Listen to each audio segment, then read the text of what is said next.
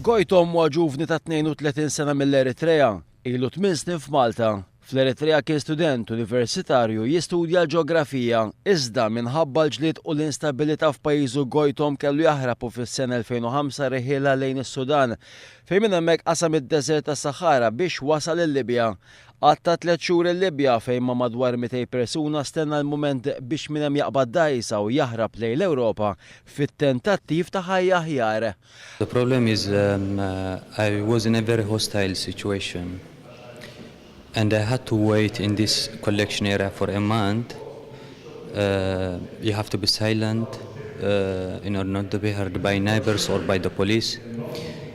Basically, it is a very hostile situation, and you have to suffer only to make it to the boat.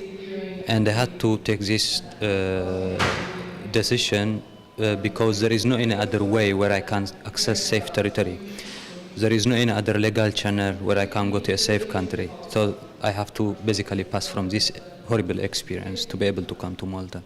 Gojtom ħallas $1200 Amerikan biex irnexxielu jsib post fuq din id-dajsa biex flimkien ma' 25 persuna oħra fiskit tal-lejl irħewla lejn il-ħolma tagħhom dik illi jsibu kemm fl-Ewropa. Gojtom wasal Malta f'Lulju ta' 7 snin ilu. F'Malta wasab kien u ingħata status tal-ażil issa permezz tal-programm ta' relokazzjoni se jmur l-Istati Uniti u jerġa' jibda ħajtu mill-ġdid.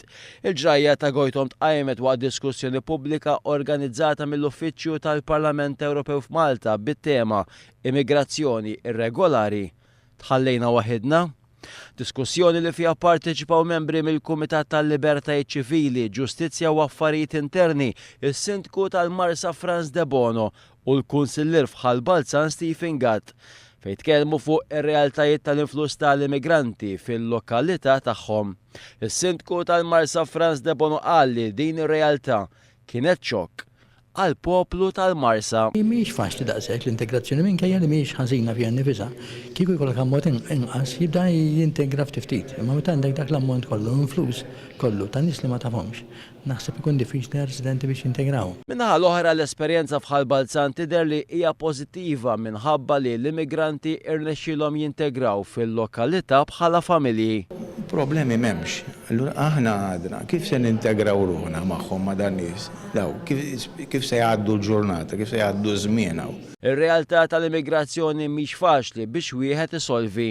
Kull immigrant għandu l-istorja tiegħu, storja li taffettwa lilu u lil dawk ta' madwaru. Storja umana mibnija fuq it-tfittxija għal ġejjieni aħjar iżda li tħalli konsegwenzi u esperjenzi mhux biss fuq individwi, iżda fuq popli sħaħ.